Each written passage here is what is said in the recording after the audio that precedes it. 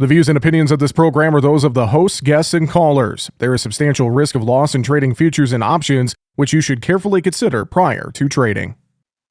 Well, as we kicked off the month of July on Tuesday, post USDA reports that really didn't move the needle and kept a lot of things status quo. We saw fairly quiet action in corn and soybeans, maybe slightly lower in both complexes, with a little bit of green in the wheat trade led by Chicago wheat. A real tough day in cattle futures on Tuesday.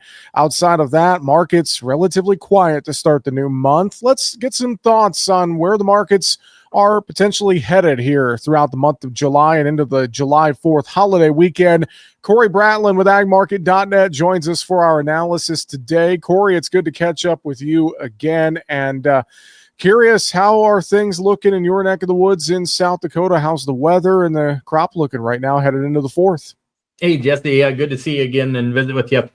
Crops here in South Dakota have had quite a rebound here the last 7-10 days. We finally caught some very much needed heat.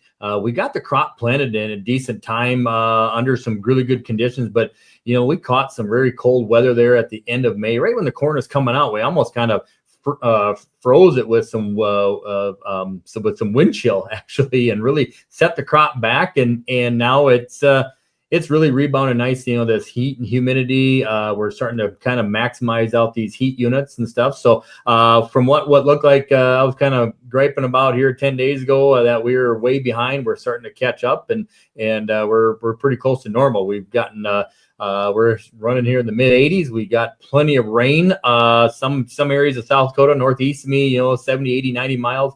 A little bit too much up in that far northeast corner. They've gotten, I think, probably 15 plus inches. Some of my customers have gotten up there, so they're the exception. But no, we couldn't ask for a lot better right now, Jesse. Things are looking good and coming along nicely. Well, and I think that sentiment being felt in many areas of the Corn Belt, and it almost seems like USDA kind of reflected and confirmed that with their June 30th prospective plantings and grain stocks numbers and more, and you throw in the crop progress numbers that came out on Monday afternoon. Corey, I've been thinking about this for the last 24 hours plus, and part of me just feels like, we got all geared up and worked up and ready for traditionally volatile reports from USDA, and it seemed like USDA just said, nah, we are just wanting to confirm what is out there and where things are looking. It just felt like that they didn't want to move the needle at all with these June reports. Yeah, this is typically a very volatile report. I think, when I look back at the last 10 years, this June report, we have a tendency to move about 50 cents high to low range or better on soybeans and 30 plus cents on corn. And we didn't get that. We got 15, 18 cents on soybeans yesterday, and I think 7 to 8 cents on corn. But I think too, a lot of analysts that we're getting a little bit better figured out of how to predict these crops, these reports a little bit. Some of our analysts and stuff are coming out here. We're kind of, they're getting things a little bit dialed in. But yeah, I mean, even with that, with the USDA, they kept stocks relatively unchanged. We saw a modest uptick in grain stocks on the soybeans. But, that was somewhat, I think a lot of us could be expected. Our exports have been okay here as of late, but they have been lagging a little bit. So, 25 million bushels off. Yeah, I mean, at the end of the day, that's not a significant number. Acres, I think, the market was really geared up, worried at how the Western Corn Belt got rolling so early in such good conditions. I mean, they were probably some of the most phenomenal conditions that I've ever remembered when we first started planting here in early April, here in the Dakotas, Iowa, Nebraska, Minnesota, areas like that. And so a lot of times when I see that, Jesse, is when we get an early start and we have good conditions, we have a tendency to put more acres in. And, we kind of didn't really see that in the Western Corn Belt. We saw one state would be up a little bit acres, the next state next to us down a little bit. So, and then that Eastern Corn Belt, very wet. And I think that kind of shined through in the report where acres just didn't vary much from what a March planting intentions were on both corn and soybeans. Well, thinking about all this data and now that folks have had time to digest things, one thought that I did want to ask you about in terms of this, we'll look ahead to another WASDE report in a couple of weeks. And, That season average price for corn, $4.20 a bushel, soybeans, $10.25. I mean, do these June numbers potentially cause USDA to change that season average farm price? I mean, I look at futures right now, and that's essentially where we're at on D's corn and November beans, Corey. Yeah. When we look at it, we're very tight old crop stocks on corn here recently. I mean, we're talking 1.365 billion bushels, which, the stocks use ratio is under, 9% or less. I mean, that's very, very tight. And typically when you see that, we should have some higher prices. I think what we're seeing here is we've got a very large South America crop that's coming, that's been a little bit delayed. I think the market's feeling comfortable that they're going to supply the world with some corn.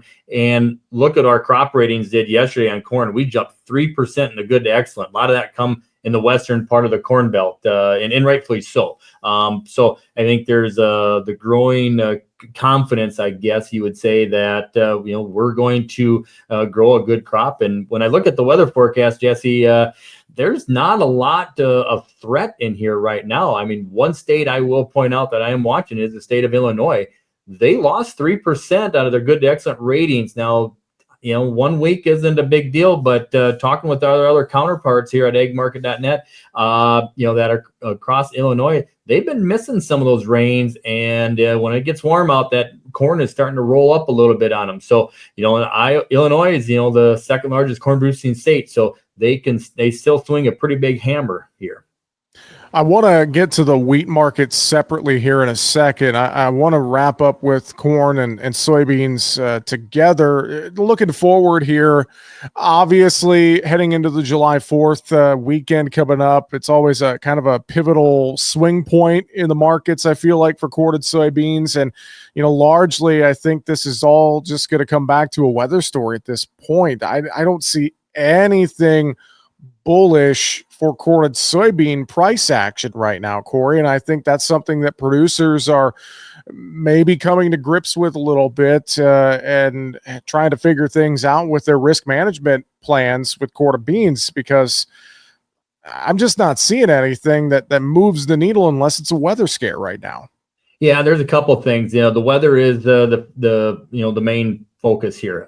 We are seeing a little bit of a warmer, drier trend, but now today, again, we're starting to see maybe a little bit more rain get stuck into some of these forecasts. So, and it's not the extreme heat. We can handle some dryness. We just cannot handle that 95, 100 degree. We can't handle these nights that get down to only 75 for a low. If we can cool off this crop, these genetics are awesome. And, we can handle that. So the other thing that I would throw out there, Jesse, is that we may see on here is July 9th. We've got the trade deadline with several countries, President Trump and administration talking about releasing some more details of some trade details. So will we be getting some news along the lines of any agriculture? That's a possibility. I mean, we don't know anything yet, but that's definitely a possibility. That is a good point. That unknown factor, we've kind of forgot about some of that. I think these markets, Corey, everything going on the trade front. Yeah, you have, and we did hear yesterday that I think it's on Thursday this week, July 3rd, here just a couple days, that President Trump is going to be in Des Moines. So is he there to announce something? I don't know. That's you typically don't just spend a lot of time in Des Moines, Iowa, unless you're probably campaigning or you're gonna maybe talk something good about agriculture. So I'm hoping for the something maybe new, positive for agriculture. We'll definitely have to keep our eyes on that visit to the Hawkeye State for sure. Corey Bratlin, agmarket.net, joining us here today on Market Talk for analysis. Let's talk about the wheat complex. I mentioned this at the top of our conversation that Chicago wheat had a decent day of support Tuesday.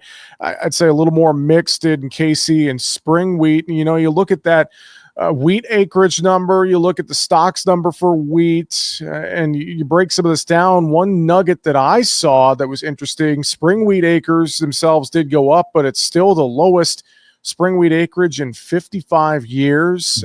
There's some interesting dynamics, I think, going on right now in this entire wheat complex, Corey.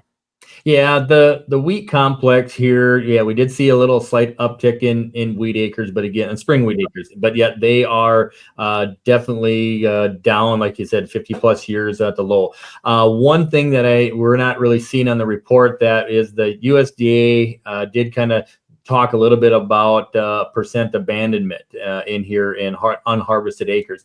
They did take the winter wheat unharvested acres up. I think it was around 888,000 acres. So I think some of that has to do with it was down in Texas. I think some of these heavy rains that we saw late this spring and summer maybe flooded out some of the acres. So when we take those acres out, we're only talking I think like 74.1% of the acres are going to be harvested this year. So all of a sudden that drops our crop down a little bit when you start plugging in our yield with that as well. So and then the U.S. dollar trading down here to the lowest level since March of 2022. At least that's what I noted. Under 97%. We are very competitive on the world front. So I got to think that you're seeing some traders out here thinking that there's good value in U.S. wheat. Yes, the winter wheat's coming off is good quality for the most part. Pretty good yields. There are some troublesome areas that keep getting some pesky rains and having a hard time harvesting. But that lower harvested acre number, I think, is kind of giving this thing a little friendly spin. Well, and you raise a very good point, and this is something I've brought up a couple of times in recent days, that the dollar moving lower, you would normally think that is supportive for commodities, and it really hasn't felt that way. But to your earlier point of maybe we could see some trade announcements, you couple that with a lower dollar, things like that. Maybe something along those lines could be a catalyst to give us a little more price support across this wheat trade throughout the month of July, Corey. Yeah, I mean, we did see some Mexico stepped in and bought some corn here this morning, and I think that's what we're going to need to see is some of these flash sales, whether they're for old crop or our new crop, the new marketing year will start September 1. We are definitely. I think I saw a chart here that today that we are the cheapest corn out in the world. So if countries are looking to buy, they're going to come to the U.S. here as of right now. So yeah, I think I'm going to be looking anxious to see if we see more of these flash sales each morning, and then our export sales are continue to be pretty strong. Let's go over to livestock. Let's talk cattle. Really a tough day there on Tuesday with heavy losses in both fats and feeders. Now on Monday afternoon, USDA announced a phased reopening of the southern border. It's going to start July 7th. I believe it's in Arizona, and then we're going to see reopenings through New Mexico and Texas. This is all part of this screwworm strategy and mitigation and trying to stop it coming north from Mexico into the United States. I have to think that was the initial knee-jerk reaction here to Tuesday's lower futures trade. Corey, what do you think on the cattle complex? Yeah, you're spot on. Yesterday on Monday, we rallied the market, or actually I shouldn't say rallied. We shrugged off some negative news with a beef plant down in Texas going on strike. Okay, as far as I know, that is still happening, but the market shrugged that news off. Now, yesterday afternoon, we got the announcement of this phased-in opening, and yeah, that hit the cattle market here and just kind of causing that uncertainty of the funds. Now, like you said, it's going to be stretched out over the next couple months. We're going to open up in New Mexico at one port facility, and we're going to spread out, get one new facility every couple weeks or across a couple months here. So it's going to be very spread out. It's going to be highly monitored, I think, and watched very, very closely. But anytime when you got the funds, holding these big of long positions, they get a little nervous, and that's what we're seeing. And we saw, feeder cattle kind of take it the hardest, down close to $5 today. You brought up a great point. Funds, how many Tuesdays in a row now? For folks who maybe need the refresher, the funds are trading on a Tuesday to Tuesday kind of trading week. And we've seen it several weeks now where funds have taken profit on a Tuesday in this cattle complex and then turned around and found a way back in somewhat through the next couple of sessions. I mean, is this also something we could watch here? Could that trend continue into the holiday weekend with a shortened trading week, Corey? Yeah, I think it definitely could. We haven't heard anything on cash trade here to really drive the market any direction. We were lower last week, so I would think that we're going to be steady to slightly lower here this week, just with these announcements that we've got. But yeah, you're right. These funds, they probably are just kind of positioning themselves, taking some nice profits here and there for a week, and starting off. We are in a new month here, so we might be seeing some new money flow kind of come into this marketplace. Well, and I know you watch a lot of charts and technicals and more here. And I know with August live cattle, for instance, taking over leadership at a pretty sizable discount to where the June went off the board. And you mentioned cash activity. We haven't seen much of that yet this week. I mean, some folks have been saying this cattle market's getting tired. I know we have some gaps on some of these charts right now. I mean, if you look at it from a technical chart perspective, are we running out of gas in cattle? What do you think?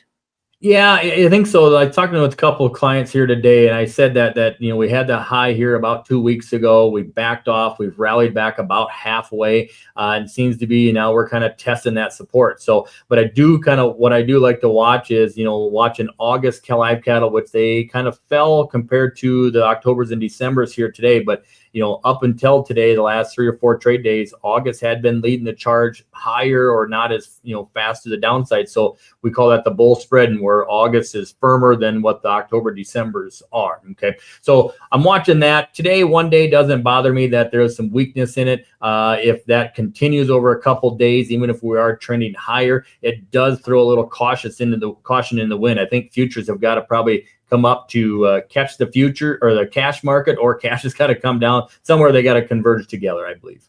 Yeah, it's something we're going to be watching. I know some folks have pointed to the beef cutout as well and looking at some of that retail demand. And I can maybe rope in hogs here a little bit for that part of the conversation. Front month hogs were down a bit on Tuesday. We're at some lofty levels there. But I think, summer grilling season, 4th of July, holiday weekend is always a big grilling holiday. But just looking at the demand picture across the board, that's something I think a lot of folks have been keeping an eye on, Corey, as to whether or not that could be an indicator of some price ceilings in the protein complex as a whole.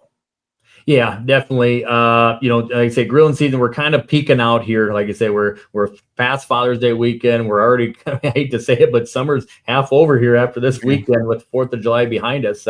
So we don't have a lot of weekends to go out and grill here anymore. So I think you're just seeing some fun money kind of come taking off. Now, we did see very strong exports last week on the hog. So it seems like, we've got to remember ourselves. We're dealing with the futures markets. We're always dealing with what's going to happen in the future. So it seems like when we have this strong demand, we always kind of peak out, and then we kind of buy the rumor, sell the fact. So that's kind of what I feel like we maybe have peaked out for the near term here, but probably going to stay supported in this kind of trend sideways on both cattle and hogs and even the grains. Anything else in the outside markets you're paying attention to this week? I know crude oil's kind of back down around support, around that $65 a barrel mark. Stocks were quiet, slightly higher in the Dow on Tuesday. I know we got the big, beautiful bill through the Senate on Tuesday, midday. So, I mean, I think some traders on Wall Street are watching that. But across the outside markets as a whole, anything else you're keying on right now headed into the 4th of July? Yeah, I just kind of keep an eye on this crude oil. Yeah, like I said, we're kind of finding a little bit of support here around this $64 to $65 level. However, we might see a little small uptick, but I do think that we could see a little bit more downside. I think, more in this, $58 to $60 level seems to be where we're going to maybe gravitate towards. It seems like there's a little bit more trade that's taking place down in that area than it has up in the 64, 65. So. All right. Any other final thoughts for us? Anything you'd reiterate to folks today, Corey? Yeah, just keep your eye on the weather, and keep your ear glued to the radio here. If we can find some trade details here of any deals with some countries, I think that's between that and the weather. That's what we're looking for. That could give a positive spin to the market. We've got the funds carrying a big short position in corn, and that could be enough to get them to buy some of them back. Well, I know folks can reach out very easily online for a conversation. They just need to go to agmarket.net and they can contact you, Corey, or anyone on the Ag Market team. With that, we'll let you go. We'll wish you a happy 4th of July. Coming up, Corey Bratlin, agmarket.net. Thanks for joining us today on Market Talk, Corey. You bet. Thanks. Happy 4th, Jesse. Make sure to subscribe to the Market Talk YouTube channel. You can watch our latest interviews with top market analysts in the country, find bonus content, and much more. It's easy. Just go to youtube.com/@MarketTalkAg and hit the subscribe button. Or you can search for Market Talk Ag on YouTube.